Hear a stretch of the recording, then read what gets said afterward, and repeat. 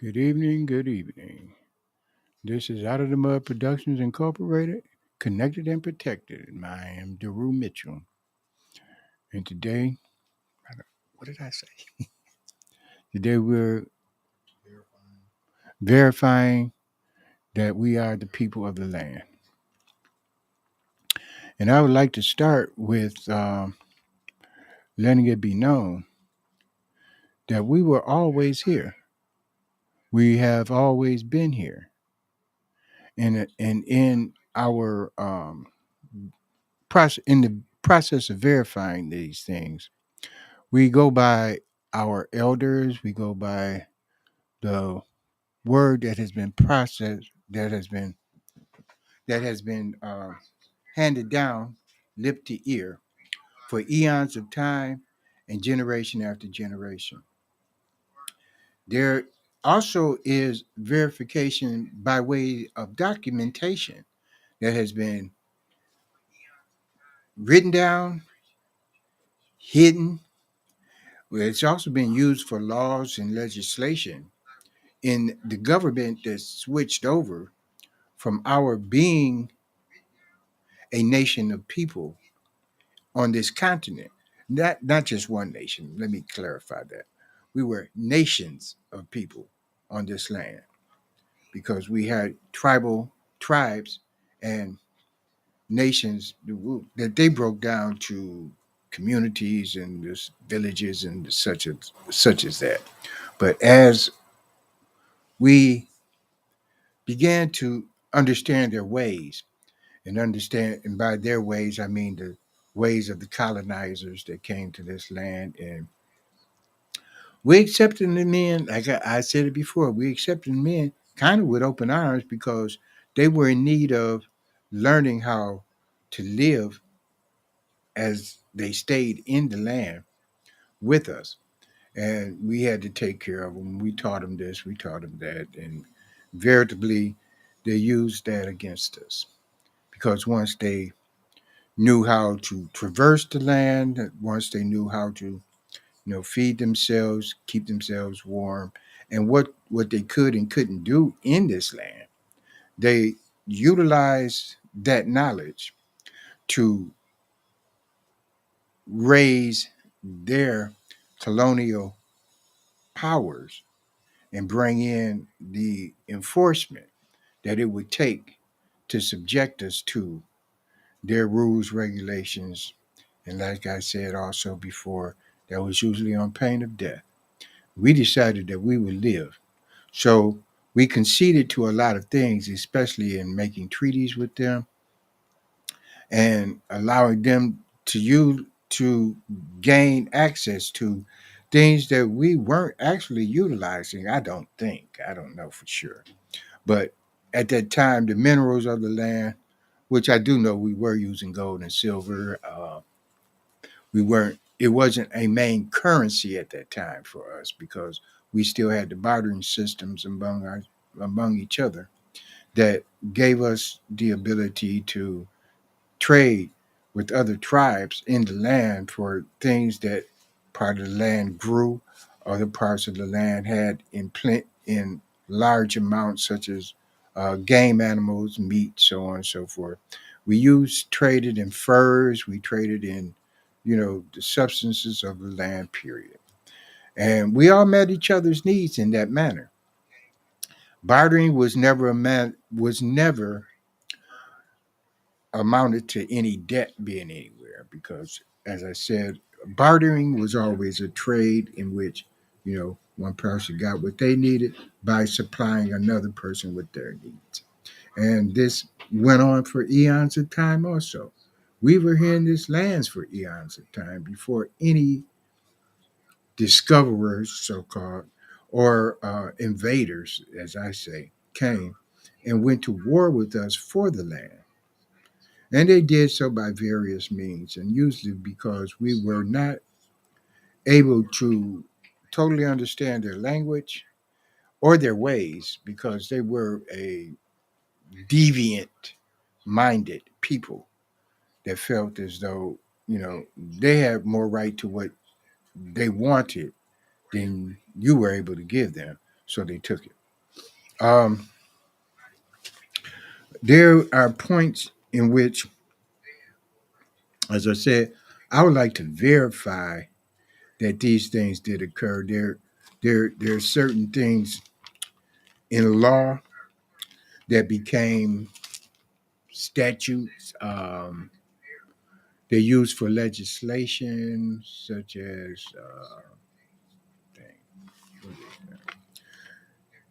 such as their agreements that they had others to sign for us and worded in a manner which gave them authority to take what they wanted and subject us to more labor than we were doing for ourselves so that they could benefit from it. Um, the legislation I was speaking of comes in the form of articles, amendments, and these things were written into constitutions. They were made to be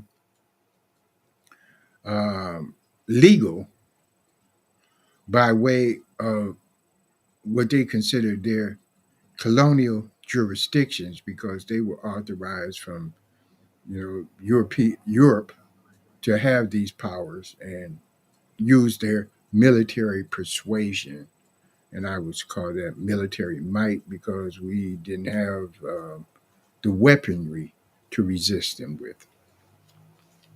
We had the heart, and we would go to war with our meager weapons, but they were usually not um, enough to defeat those armaments that shot projectiles. And I mean, that was anywhere from Gatling guns to cannons that we didn't have need for. So we didn't have them. I found a video of Empress Vidyasi, and she spoke on the Washita Nation. And I would like to, put a episode of her stating facts and verifying that we were a people of the land and we still have the ability to have ownership of the land according to their own documentations. So, can we click in with that?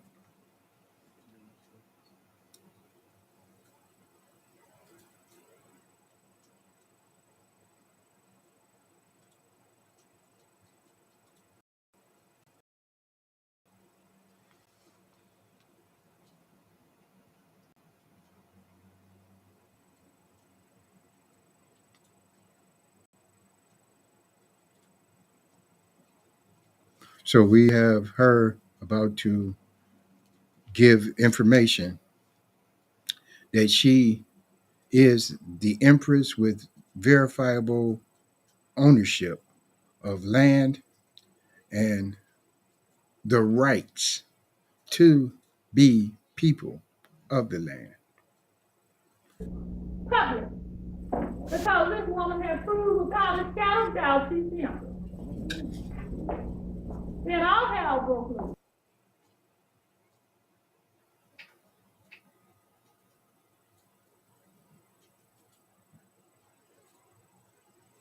Hello, hello. No, I don't even hear me.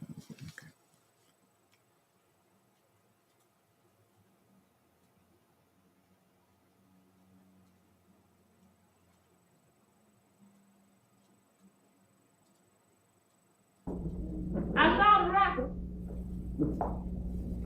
They got me in a double catch 22 to pack me off to federal prison for the rest of my life. They killed my husband and they ate his brains, the Ku Klux Klan did. And the Ku Klux Klan ritual. That still hurts. But who used our business to make public here? I have that letter too.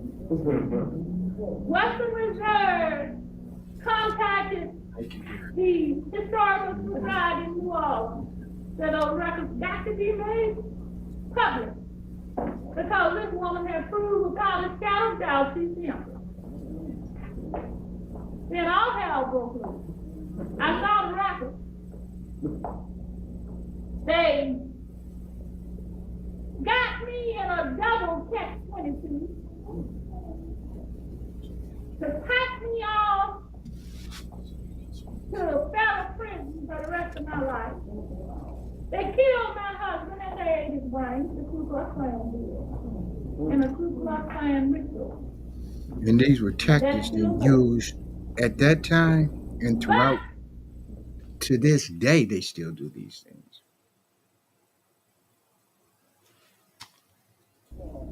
Having been a research artist and have worked for all manner of people. This is Empress Vidyasi. She's a big mama over the Washita Nation. And the Washita Nation consists of various tribes.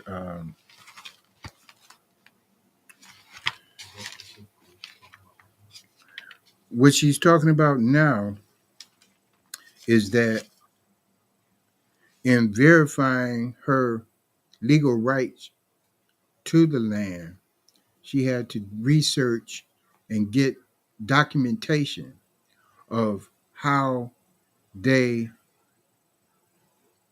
claimed the land and took it from the people of the land. She is going into documentation that they have in various places, and she had to research those things to find them. She had help to um, the ancestors, as they said, because they actually told her where some of these documentations were. And you can proceed with that. I was able to complete my research and prove that even if I'm guilty, Judge, after pulling 5 off the bench, legally so, even if I'm guilty, Judge, it's impossible for you to put me in jail because this courthouse is sitting on my land. By that, she means that now now that I have proven that this is my land, you have no legal jurisdiction here. You are not capable of making laws for me on my land. Okay.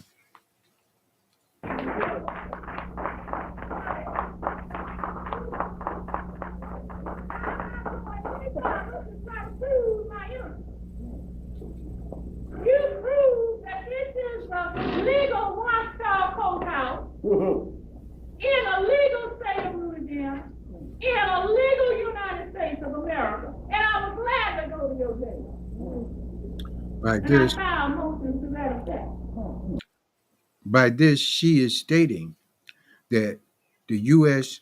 Corporation and USA of America Incorporated have no legal bearing on the nations of people whom they came here to subject to their rule and control. As a matter of fact, what she is actually stating is that they are a total legal fiction. Their laws have no standing with our people, just as the terms that they put us under, as far as being black, Negro, African American, or any of those things, have no legal standing at law in their court systems. Okay. And they could not answer my motion. So I'm still free because it's on my land. Then I decided to try to start to get my land back. I had to come up with every document. My grandmother was dead then. I could go to the place that she told me to go. and find that pertinent document that of Natchez, Mississippi, during her young days. She's stating that her grandmother is dead now. So saying that the loved ones that she had that would be in imminent danger were no longer to be in imminent danger because they were transitioned to the other side. They're still able to be in contact because we had that knowledge of how to communicate with our ancestors, which is something else that was broken outside of the immediate line of lineage the immediate line of inheritance through the lineages or the bloodlines that we have as our leadership, our councils, our government, all of the factors that gave us the abilities to be a tribe, a nation, a people who were, as I stated before, always here. We didn't give ourselves over to colonial rule in a manner of losing the knowledge that we could keep. Some were stolen, some cultures were totally dismantled, destroyed, or whatever you want to call it. Others were um, annihilated because they took out those who held the knowledge of them, and then it was not continuously passed down to the people. Okay, we can go.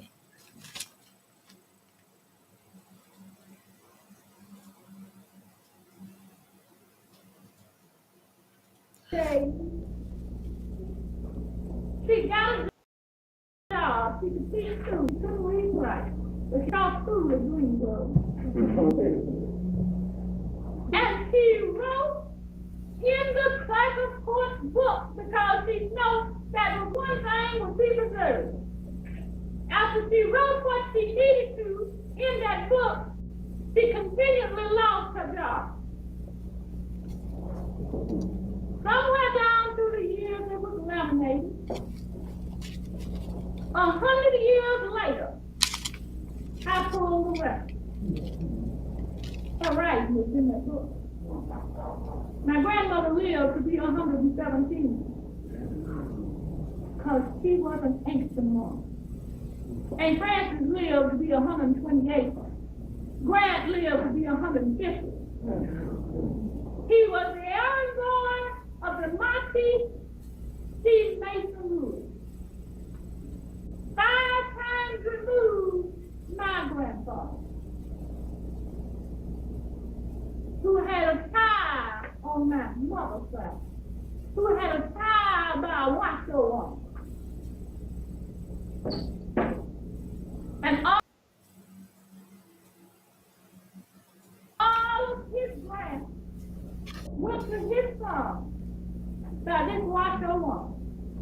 Legally and properly so no one could take it away from him. Today, I own those grants. And when I say I am who I am an absolutely Washita senator, except the little saint of the Mason rule. That's the only thing that I have in my blood.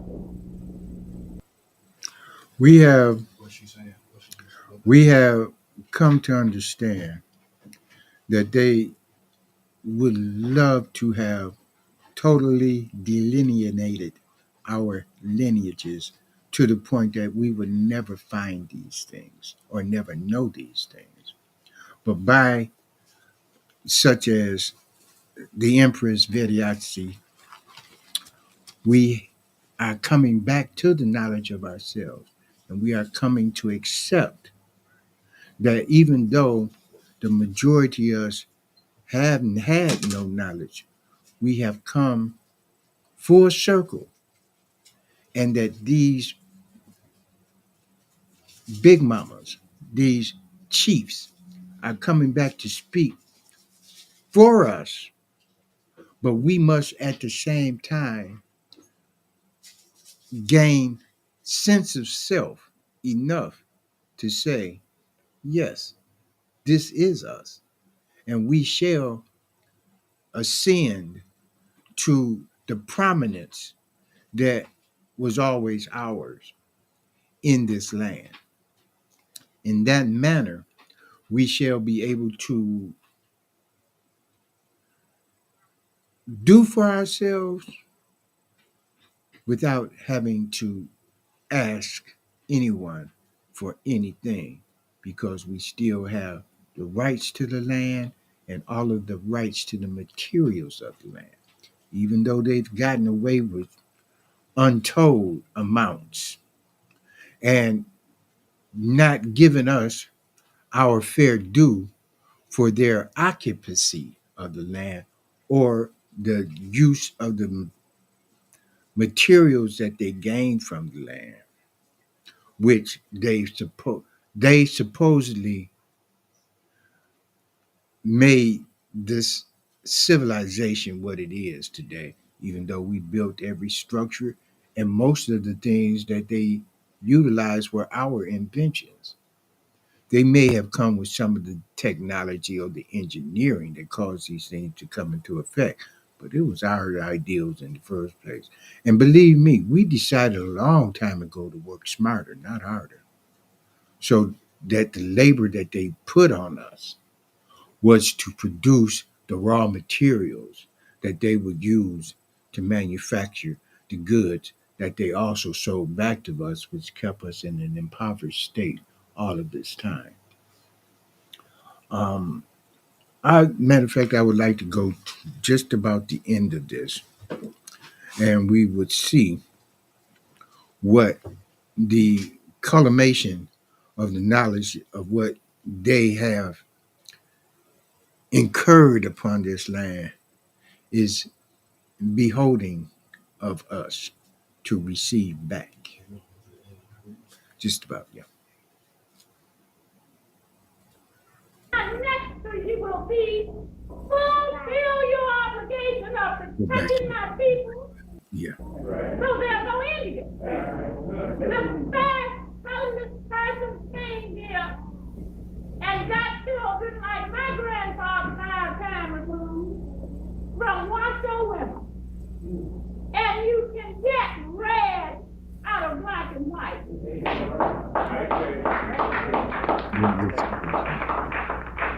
But you can't turn it around and get it the other way.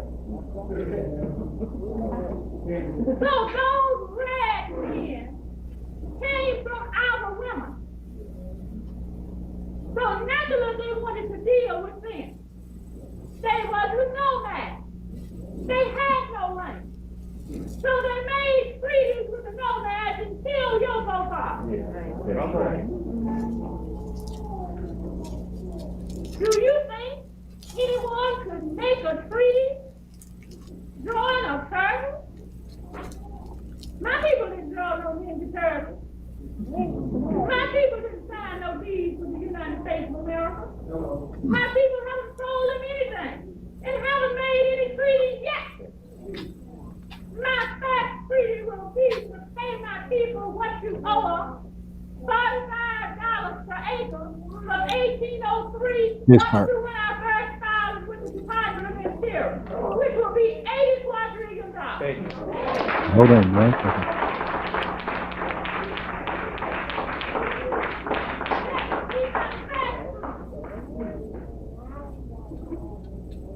My next to you will be fulfill your obligation of protecting my people, their land, their rights, and their property as you signed with France, Spain, and Germany. And protect their religion. Go ahead. Explain it.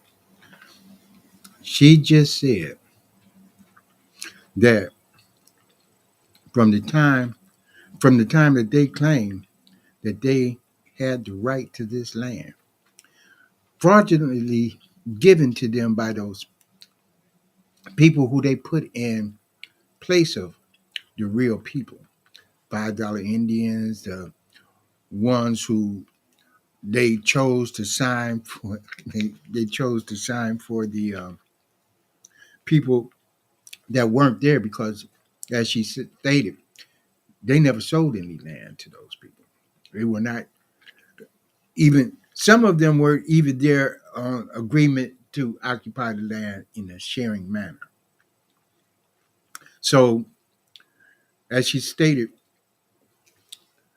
from the time that they claimed occupancy of the land, she said they are owed $45 per acre. This is over 300 acres, 300,000 acres, excuse me. And that period of time from when she stated they first became occupants of the land till the time that she filed suit, she says is the amount of money that is owed to the people for them being on that land is 80 quadrillion dollars. Now she's going to make a statement as to how we have to come up to par, or how we have to come up to the point where we can utilize that. Okay. which is the Lord's time. Those of you from Israel, you just must learn today that the Honorable Elijah Muhammad took his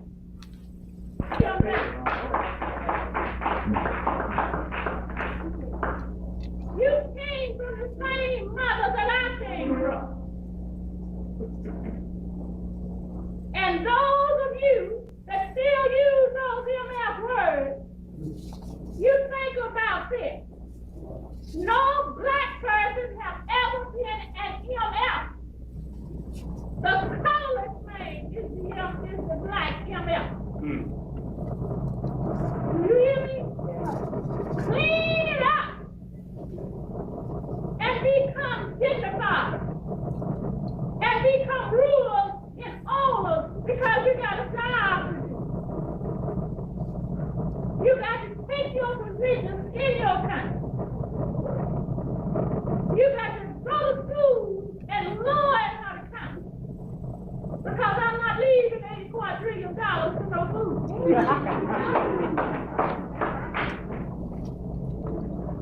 We just made Back a that up and make sense. negotiation. Back that up. I want her to restate. I want that to be restated again, just a little bit. And become rulers and owners because you got a job to do.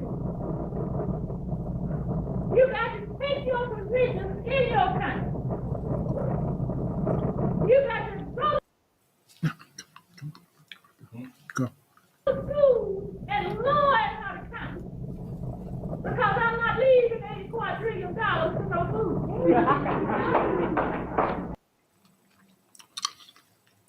With this, as I said, we have to come up to par. We have to learn ourselves. We have to relearn our true natures. We have to learn our true heritage, lineage, and culture because we kept the land so that it would always give us its abundance. We took care of the land so that it would not degrade in a manner as to become polluted. And because it has come to that in so many ways, that we have to reassert ourselves back into the positions of, first of all, husbandry, which is what we call farming.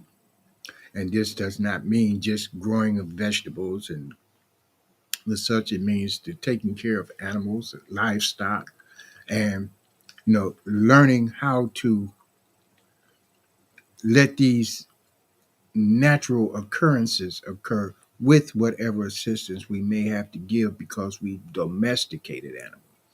If you have no knowledge of it, they killed off the bison, the buffalo, until it was damn near extinct. But now you have vast herds in on lands that they have claimed that they have cordoned off and called them national parks or national lands that you can't hunt on. We have the basically we probably have the same amount of animals that were there per land space and tribal space that we had at that time. Because now, we got cattle that came from other lands and different breeds and so on and so forth. So that buffalo had no uh, use as meat for the populace of this nation. Therefore, they are vast herds again, you know. And I would even imagine the gazelles and a few of those other wild and natural animals of the land have also refurbished their um, herds and so on and so forth. Now, in stating that you have to clean yourself up, become dignified again, I think she's mostly saying we had a level of morality, as is stated today, that did not include any of the deviant behaviors and separations that caused us to be so conflictual with each other as we are today. We had a way of interacting that basically was founded in love for one another, with each other.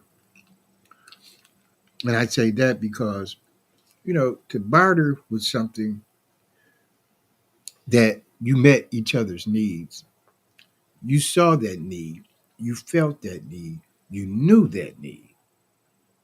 And in that manner, there was no reason for you to withhold from someone what you would not want withheld from you.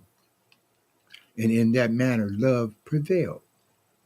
So to say that, as she said, that $45 an acre for that length of time amounted up to 80 quadrillion dollars. And as a people, we have to come back up to the knowledge of how to utilize the way in which we at one time interacted with each other in all of the ways that government found to utilize and subjugate us to under their rulership and control. And they mainly use most of those things that you could identify in government in the manner in which they were amongst our tribal communities. So much so that we did not take immediate offense to the way they decided to dole out those things to us in a manner that they weren't ours, even though we had all of the knowledge of those things in order to provide them with it. Um, as also she said, we got to learn how to count. And that doesn't mean just numbers. That means knowing what counts, how it counts, and who counts as those that are in union with us, of us, and we are of them because we are all one people.